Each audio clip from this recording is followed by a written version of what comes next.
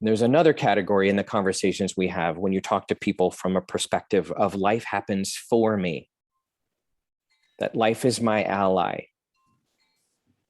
that things are happening, but if I can look at them from a perspective of, wow, that situation actually pointed my life in this new direction that I didn't know was going to happen. Cancer struck my family many, many years ago. My brother, bone marrow cancer. It's all worked out. He's alive and well today. But I tell you this brief story because my particular family, for whatever reason, we got, of course, in the name of saving my brother's life, we got busy. He was told by 4 hospitals, go home and die. You're done. My mom, myself, my other brother, my dad, he wasn't quite as into it as my mom was. My mom became a leader like nobody's business. She said, we're keeping your brother alive. I'm on it. And she found a hospital. She said to a doctor, you keep him alive. They invented a brand new chemotherapy because my mom said, figure this out. He's now written up in medical journals because of the particular chemotherapy that they said they didn't know if it was going to work, but it actually did. It's one of those examples where it was like leadership came through my mom and said, you're going to figure this out. Now, we didn't know how it was going to go, but that's an example of, and ironically, life happens for me. Does this distinction make sense? There's sort of life happens to me, life happens for me. These are big radical perspective shifts.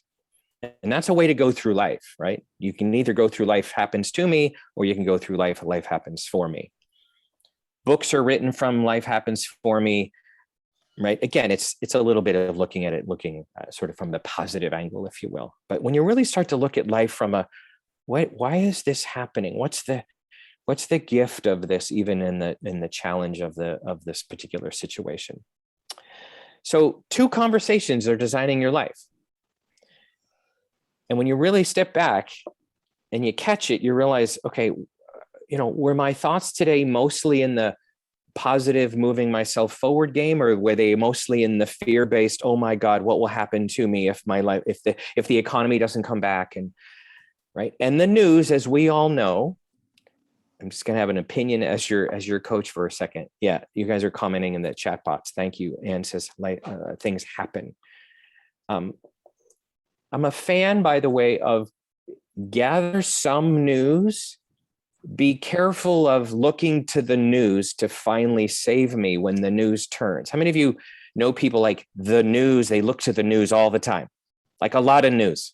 Anybody hang out there? Yeah.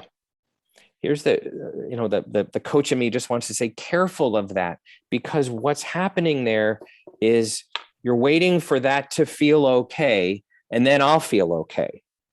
If it's okay over there, then I'm okay over here. Instead of I'm okay over here, news is happening over there, right? I get to choose. We all know this concept. I get to choose how to go through my life no matter what's going on with the news. And it's a comfort zone to keep looking to the news to feel okay. It's also easier, by the way, and here's a great distinction I want to offer. It's easier to, how do I want to say this? Rather than be a leader of my life, it's easier to go off and look at all the news from the world and sort of be passive in it.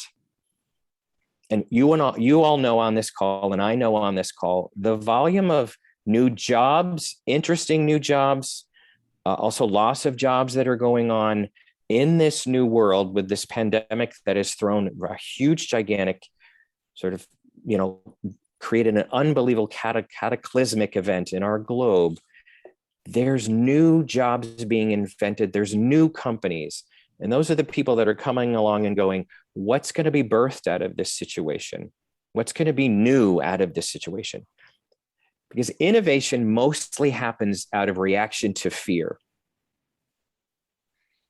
We talk about innovation a lot. I want to innovate. I want to change in companies, and I work with a lot of teams. We want to innovate. We want to innovate. Here's the challenge. Until something comes along and actually says, it's I don't know if it's going to work out, then the innovation finally happens. innovation can start to, we have a desire for innovation, and yet we actually don't change. We actually don't do anything different because it's easier on the mind to just continue to do what we've always done. We all know that concept, right? So 2 conversations are designing your life. That's the first big thing I want you to think about when you go away from this call this morning.